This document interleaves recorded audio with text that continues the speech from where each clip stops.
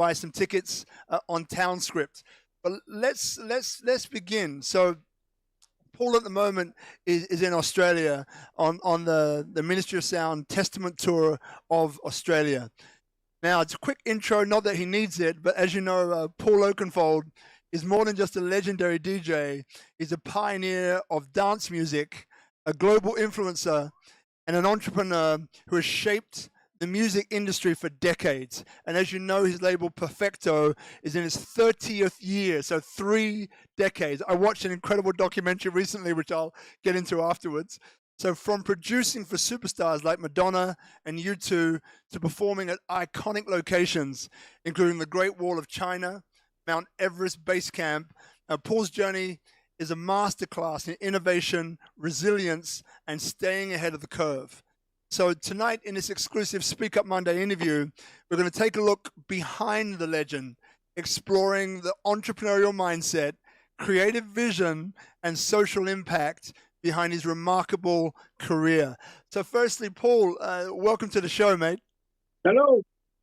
Hello, and thank you. Nice to meet you, Robert. Great to see you again, man. So look, let's get cracking. So look, one of the first questions is really about your entrepreneurial journey. So maybe we can kind of take us back, right? So what inspired you to pursue a career in music, and kind of how did you navigate kind of those early challenges? Well, what inspired me was my father. He was a musician, so I grew up in a house of music. My dad's friends would come over. They were in a band. They would rehearse at the house. My mum would have the radio on in England, Radio 1. So without even knowing it, music was around me all the time. As I said, we had the radio on. My dad's band rehearsed at the house. So I suppose the inspiration for music came from there. And there's quite a lot of people who are going to be watching this on replay and so on, even live. Like, some of the things which, again, watching this great documentary on you and Perfecto, 30 years in the business, killing the game, is your ability to adapt, your ability to bring in different elements, different streams of music under this kind of brand of dance music. So I'm guessing before that was done, as a DJ, Paul Oakenfold, the DJ, could be people here in Bali that maybe just starting out, in the UK, just starting out, or somewhere in the world, just starting out. You've given us an idea of what inspired you, but like as a DJ, like what kind of mindset did it take for you to keep going in those early days? And what kinds of challenges did you have during those early days?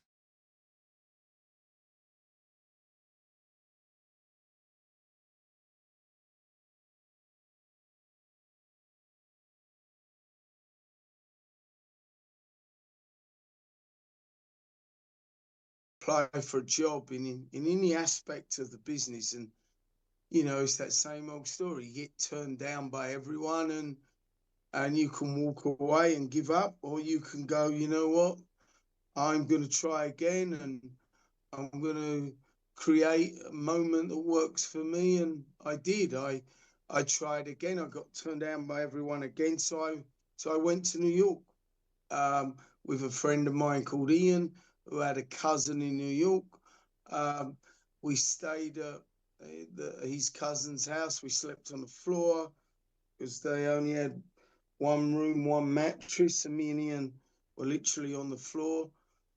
And I went to every record company in New York and explained that I knew about dance music. I love dance music, and please give me an opportunity. And I got an opportunity through Profile Records at the time, which was a label that had Run DMC. I used to work in hip hop.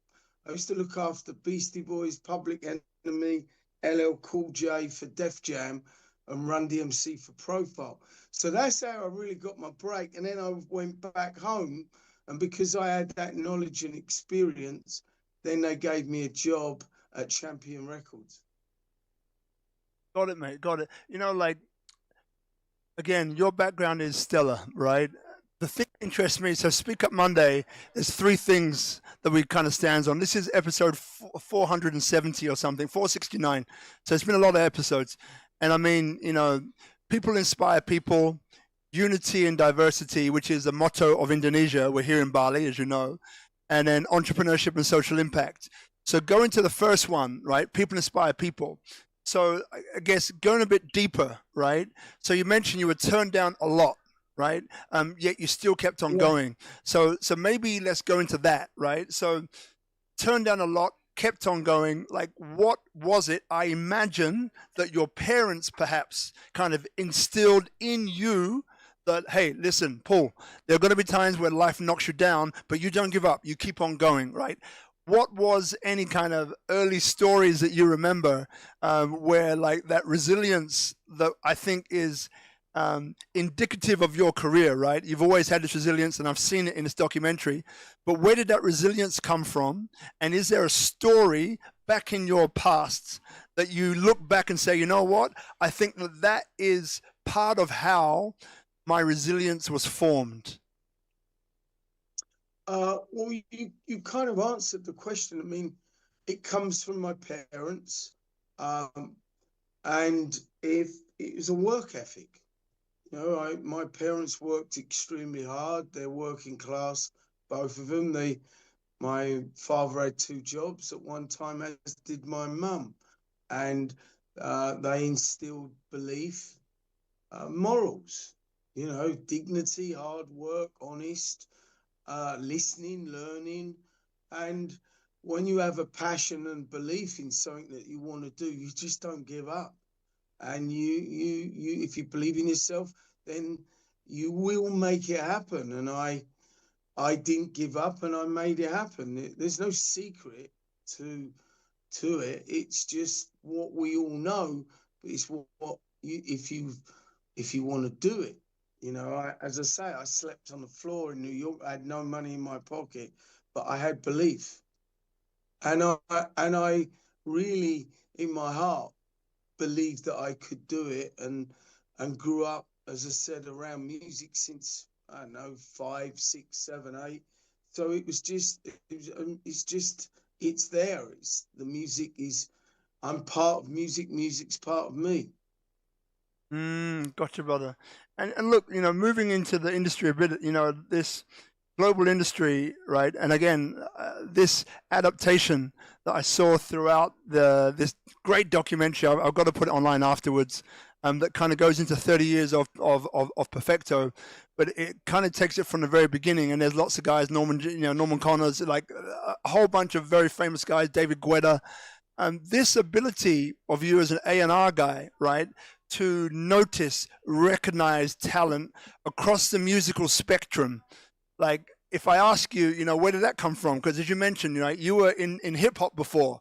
So some people look at you and say, well, they use the word EDM, which I'm not going to use tonight, but I just did. But is in dance music, right? Yet again, from what I can see through your career, you've been able to recruit the right talent, the right people. That's artists as well as partners and co kind of staff, co team. And you've been able to adapt the music to what's coming in. So if I go into, like, what kind of values do you think, or what kind of talent, and how did you nurture that talent to be able to choose and to pick so wisely to these guys who did become big successes, and also help Perfecto to be there 30 years later, incredibly still relevant and still leading the curve?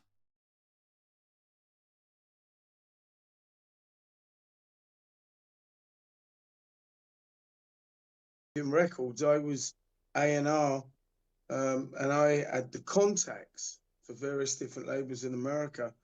So the first act I signed was Jazzy Jeff and the Fresh Prince. And Fresh Prince was turned into Will Smith, and we all know Will Smith. And I just signed and liked records that moved me. I mean, Yeah. again, there's no hidden secret here. If I like the record and I think it will work, whether it's for radio, the dance floor, or this day and age streaming, then I would sign it. I like working with artists, so I like developing and being in the studio, music. So that's kind of where it really come from. I suppose from my father. I was in the studio a lot with him. I play instruments. I learned to produce a mix from an early age, and I put it into practice later on in my life and my career. So I suppose it all goes back to that moment I mentioned earlier on. Mm. You know, like one thing that that strikes me about you, Paul, is that now you seem like remarkably down to earth, right? So what you've done, let's say it's in the stratosphere, right? Just for the sake of argument, and but you remain grounded, like down to earth, relatable, right? In an industry where from a mental health, I look at people like Eric, Eric Morillo, and a few of these other guys who seemed quite troubled, right? And so, in some ways, what it appears to me is that you've been able to navigate all of these different potential loopholes and traps of the music industry to not only be there 30 years later, looking probably younger than you did then, right? I saw some of the photos, and your hair's gone up instead of down. I like that one. I've had more bad haircuts than you've had hot dinners. Trust me. So, I mean, you should see some early photos. I had a mullet. Yeah, exactly. But it's I mean, look, that's that. What you just mentioned there. Well, first of all, thank you. But I've seen a lot of colleagues have been troubled in the business. I've seen a lot of colleagues have suddenly had a one-hit wonder and their attitude has changed, and maybe their personality, because they've had their 5 minutes of success, they think that that's the way it's going to work out for the rest of their life. But it doesn't work out that way. And I think it's important to know who you are and not let things like that affect you. But there is behind all this, what you got. What I tell artists when they sign to my label, or colleagues or friends, or just in general conversation, it's called the record business.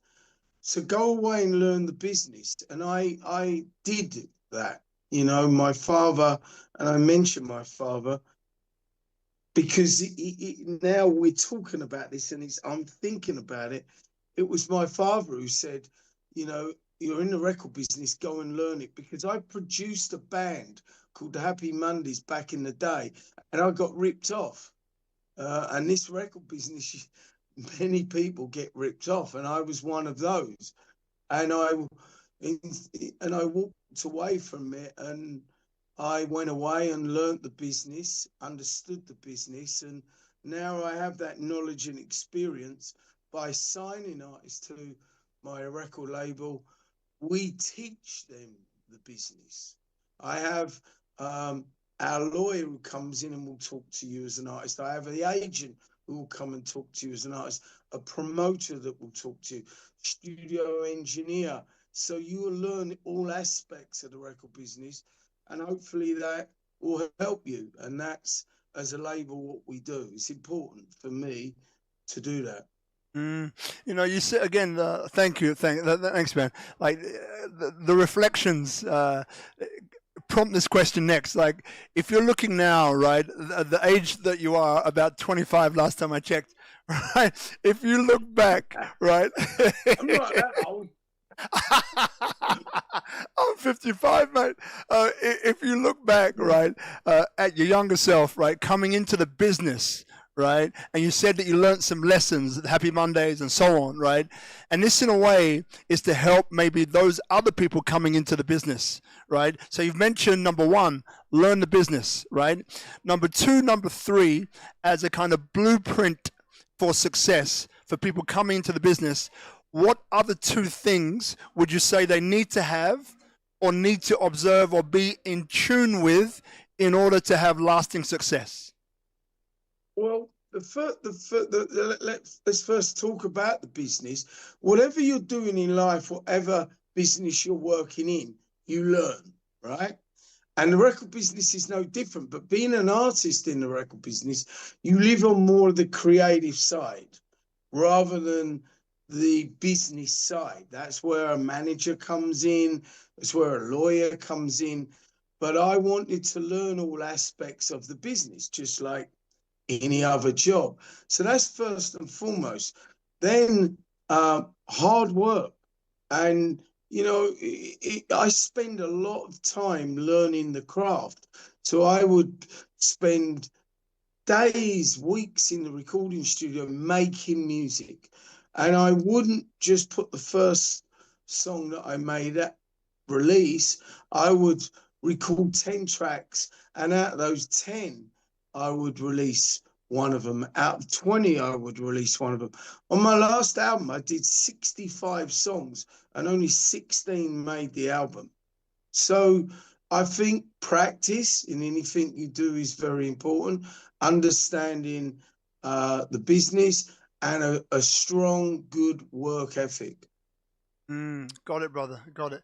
And look, so when I look, or when you look, right, at the future of dance music, being that, again, 3 decades, right, of Perfecto, and this documentary, goes into how, the main line became 4, right, and you start to diversify into different musical genres, for want of a better term, right? So all of these, and it felt at the time watching it, that it felt like that was intuitive for you, or it felt like that in your mind made sense as being the next best step. So keeping that in mind, when you look forward to the future of dance music and so on, like firstly, what do you see in the future of dance music? And then number 2 is, again, which kind of values do you think people coming up should have to take the best advantage of that future? Well, the dance music is just getting bigger and more popular around the world. I mean, on this tour, it's a 7-week tour. After Australia, I go to Asia, I go to Cambodia, I go to Vietnam, I go to Bali, places that are starting to open up in a big way, big festivals. I was in Kazakhstan in December.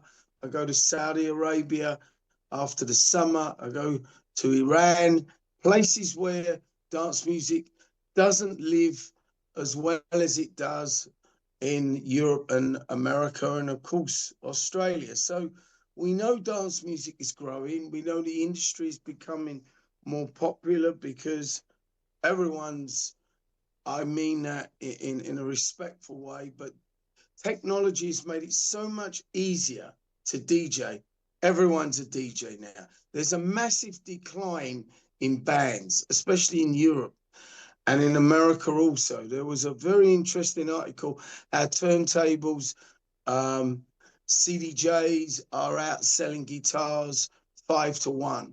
The youth of today are, not everyone, but moving more towards the DJ lane, which is extremely busy. There's over 20,000 dance records released on Beatport every week. DJing has never been as popular as it is globally. Dance music is everywhere. And what I mean by that, I live in Los Angeles. I write music for a lot of movies. I write music for a lot of games. I write music for commercials. It's wherever you go, you turn on the radio, you stream it, you're in a bar, you're in a club, it's there. It's one of the fastest growing industries. It's $1 billion industry, and you're one record away from success. Whether you can live with that success is a different thing, but that's where we are now. And DJing has become extremely popular to the youth of the world.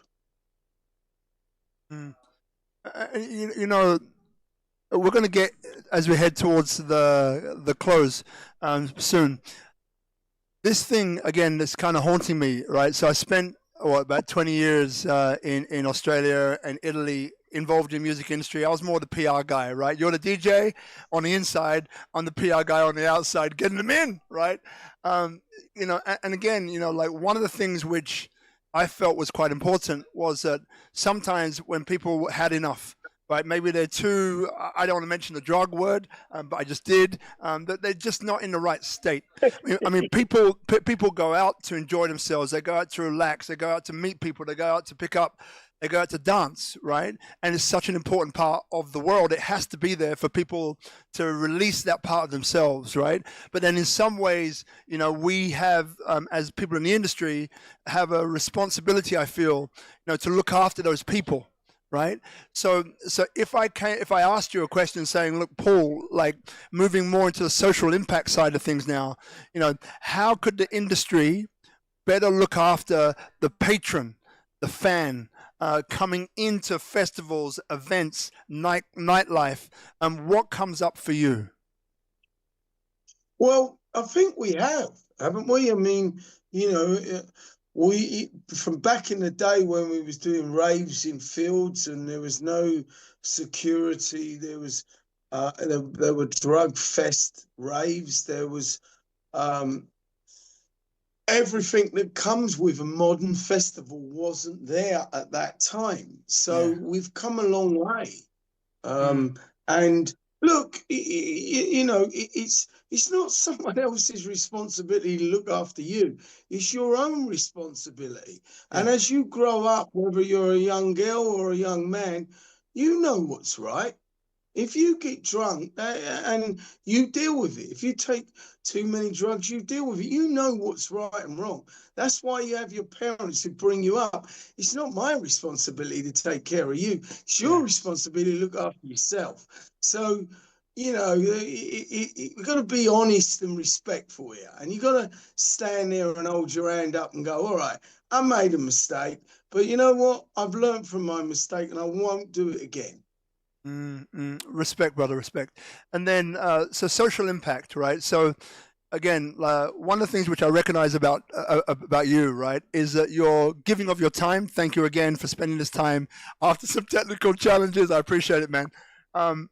So, again, you've done gigs in, in the Himalayas, Everest, in the lowest parts of the world, in the highest parts of the world. You've brought, a sense of fun, right, to what you've been doing. You've been mixing different musical styles into dance music. You've been working with people like, watching this documentary, some of these guys, Michael Owens and Todd Terry, we brought these guys out to Australia a long time ago and I met them, right? And Dave Morales, all these other guys. So it's really cool to see, again, with David Guetta, the amount of appreciation he had for you. In that documentary of saying, basically, thank you for giving me a break, right? So all of that, I think, is really important. Now, coming to the next generation, right? So maybe charitable works when it comes to maybe helping the young DJ, coming up, to kind of not necessarily be the next Paul Oakenfold, but to make the most of himself. So if I asked you, Paul, what kinds of charitable or social impact activities that you're proud of that you've done or that you would like to do in the future, and what would some of those be? Well, I already do them. I've been a UNICEF ambassador for over 6 years now. Right. I work with charities out of the UK, schools, even the school that I went to as a kid cancelled its music. It had a big music component to the school and it got defunded. So we raised money for that. Perfecto Records, as a label, always supports and encourages young new artists in any way which they can. So we've been doing that for a long time. I do workshops with the Grammys in America. So I think it's important. Music's been so wonderful to me. I've been so lucky. I've seen the world through a box of records, and I have now, after over 30 years of knowledge, experience, understanding, and it is my time to give it back, and I enjoy giving it back. I like to sit there and talk to the next generation and help them and guide them if I can. And it's up to them at the end of the day. I can't make it happen for anyone else. I can help and teach, but you got to do it. You're the one who's got to get out there and work hard and make it happen for yourself. And that's key. Don't sit back and think someone else is going to do it for you. Be original, focus on yourself, don't worry about anyone else, and become the best at what you can do, and your time will come. And I truly believe in that. And why? Because that's exactly what I done. Love it. There was no one teaching me, by the way. There was no DJ that I was going to. There was no record. As I said, I wrote to every fucking record company and they all said no. And I'm like, well, okay, then it's down to me to roll up my sleeves and try and make it happen. And I was so determined that I would do it. And I believe so much in myself that I can do it because I'd got to that point, because I'd worked hard to get to that point, that I was ready to take that step. And that's what I did. Got it, brother. This, from what I'm hearing, right, is that, the guy who was brought up by his parents to believe in discipline, doing the right thing, calling a spade, for want of a better term, then set your sight on something, being influenced by the things that were happening at home, the music around you, your dad, both of them, but your dad being that guiding light, just saying, hey, mate, before you jump into this. And my mum. My mum was a big, my mum put me in my place at the right time. And my mum was the strong woman behind my dad, for sure. Love it, man. Because I was about to ask you, what elements do you think that your mum contributed? But My mum. Oh, mate, we all love our mums. And then coming forward, you can see that, again, you've used these skills, these attributes, and that mindset of just keep on going and keep on expanding, keep on growing, right? So look, lots more we could talk about, right? We've got about five minutes left. So looking now at Bali. Let's talk about Bali. Do you mind if we talk about the show? Because the show is important. It's what? We are about to, yeah. So this is the Bali section. Go on, my son. So the Bali section. So yeah. So what do you love about Bali? Because you've been here a number of times, and what do you see, right, for Ministry of Sound, Testament, the first time in Bali? What would you like to see? What are you excited about? How's it going to play out for you? Well, as you said, I have been to Bali a bunch of times. I've got friends in Bali. Balinese who've come to my shows before. I've been really into the music. So this is, as you said, it's Ministry of Sound, one of the most iconic brands in the club world. So they're bringing their knowledge, their experience with DJs like Joe and myself coming. We'll be touching on a lot of the classics from back in the day to give this next and younger generation an idea of these tunes. I'll be playing a lot of my remixes of those classics, some of my originals from back in the day, and sharing that moment with the new generation and the older generation who was there in the first time around. Gotcha. And look, so for people here, there's a little bit more to go. Saturday, 19th of April. Tickets available Town Script. The venue is Morabito Art Villa, right? So you can jump on Morabito website. You can jump on Ministry of Sound, Tomorrow Group website.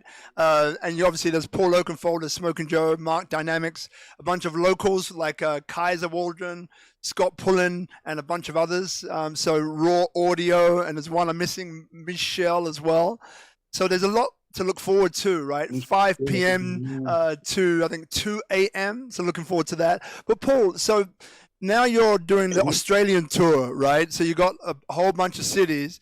what difference do you see between kind of that Australian market and that market that you have encountered in Bali?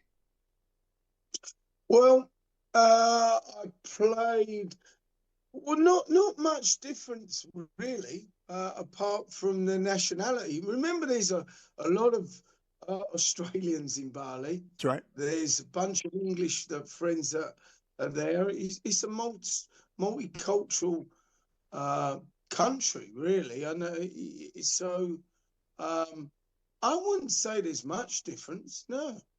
Cool. I think it will be. Last time I played there, it was very mixed. It was a great party, and I was playing mainly underground music last time. So this time I'm playing more commercial sounds from back in the day.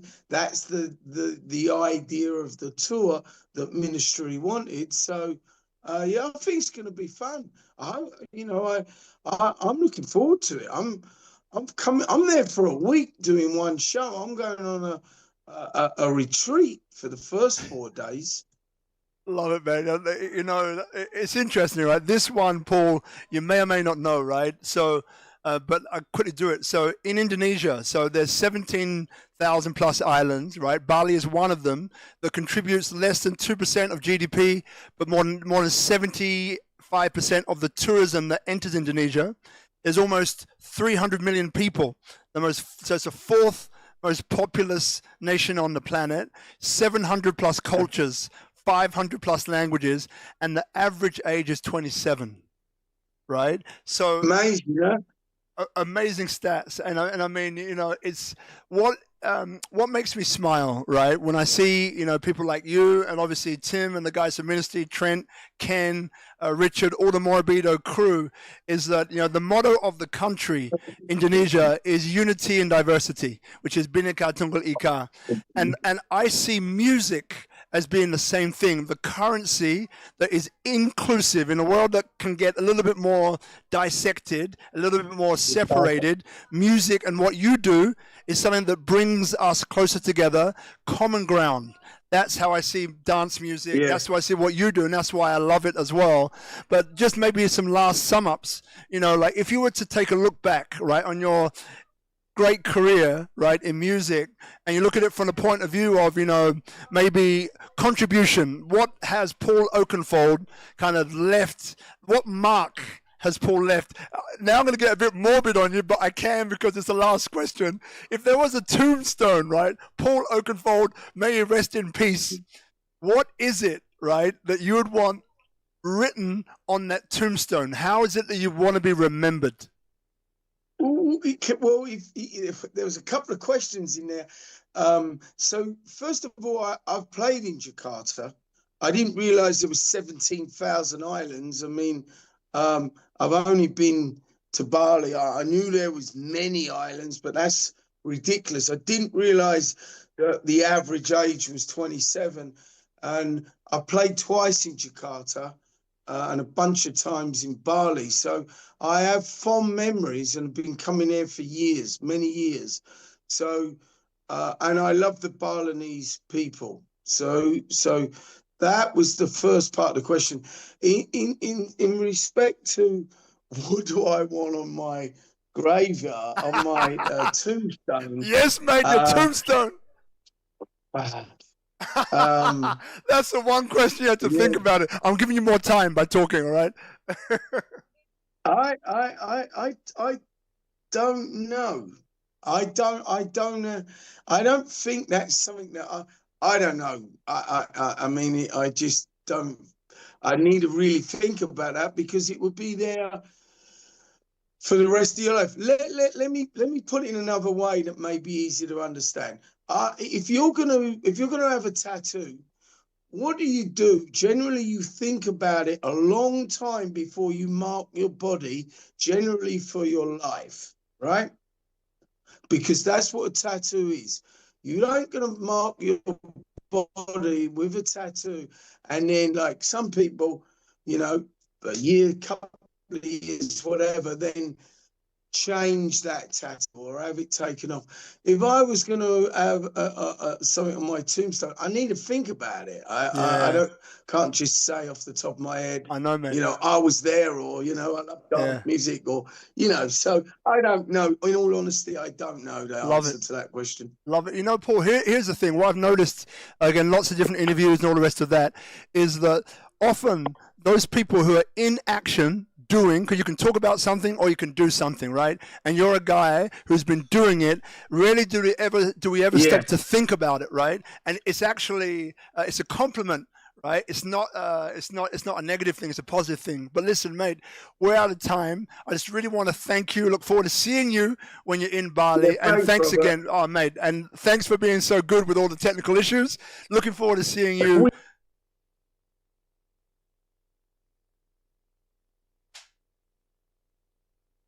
Oh, Zoom. Oh, you're killing me. Oh.